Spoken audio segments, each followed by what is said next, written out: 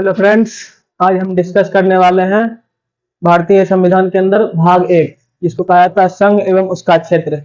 इसके अंदर आते हैं आर्टिकल 1, 2, 3 एंड 4। 1, 2, 3 एंड 4, इन चारों आर्टिकल्स को आज हम समझेंगे। तो इसके अंदर बोला गया संघ एवं इसका क्षेत्र। भारत एक क्या है? संघ है, और इसके क्षेत्र के बारे में बताया जाएगा। तो आर्टिकल 1 हमारा बोलता है भारत अर्थात इंडिया राज्यों का संघ होगा। इससे दो बात स्पष्ट होती है। पहला तो इसका नाम भारत अर्थात इंडिया, दूसरा भारत क्या होगा? भारत राज्यों का संघ होगा। राज्यों का संघ का मतलब क्या? जैसे हमारा अमेरिका है और भारत है, इन दोनों के बीच एक डिफरेंस है।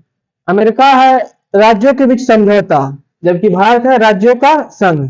अमेरिका में जो राज्य है वो अलग हो सकते हैं, लेकिन भारत के राज्य भारत से अलग नहीं हो सकते हैं, क्योंकि इसमें शक्ति केंद्र के पास ज्यादा है। अमेरिका में राज्यों के बीच समझौता किया गया है, वो उससे अलग हो सकते हैं। अब आर्टिकल 1 में बोला गया भारत अर्थात इंडिया राज्यों का संघ होगा। इसका क्षेत्र कौन सा होगा? जो अनुसूची 1 के अंतर्गत बताया गया। इसको 3 पार्ट में डिवाइड किया गया: राज्य क्षेत्र, संघ क्षेत्र और जो क्षेत्र भारत द्वारा अधिकृत किए जाएंगे। राज्य हो गया हमारा जो भी हमारे राज्य है, जैसे कि हमारा यूपी हो गया, मध्य प्रदेश हो गया, ये सब राज्य हो गए। संघ शासित प्रदेश हो गया दिल्ली, पुडुचेरी, चंडीगढ़, ये सब संघ शासित क्षेत्र हो गए। और ऐसे क्षेत्र जो भारत में सम्मिलित किए जाएंगे उनको भी रखा गया है इसके अंदर। ठीक, ये हमारा हो गया आर्टिकल 1।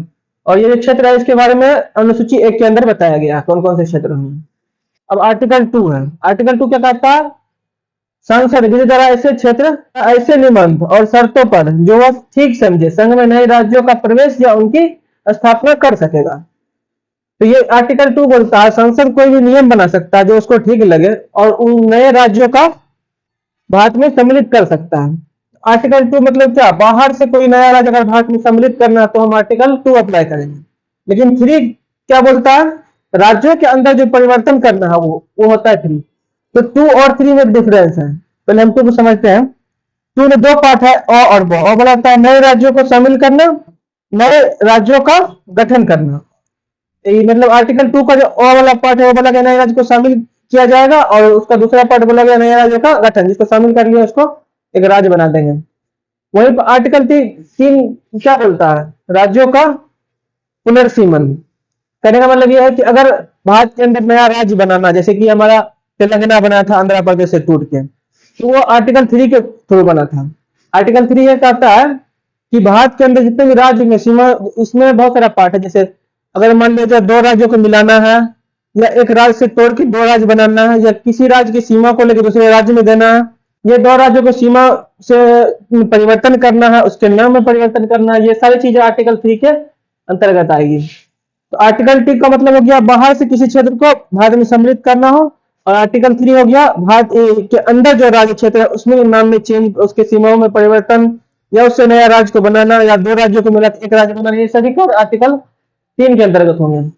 और आर्टिकल 4 ये कहता है कि आर्टिकल 2 और 3 के तहत हम जो भी चेंज कर रहे हैं, उसकी सीमा में चेंज कर रहे हैं, उसके नाम में चेंज कर रहे हैं, जो भी चेंज कर रहे हैं वो 368 के तहत संशोधन नहीं माना जाएगा।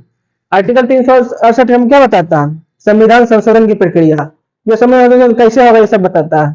तो ये जो चेंजेस होंगे आर्टिकल 2 और 3 के तहत, तो वो 368 के तहत संशोधन नहीं माना जाएगा, ये आर्टिकल 4 में बताता है। तो ये था हमारा आज का भाग 1, संघ एवं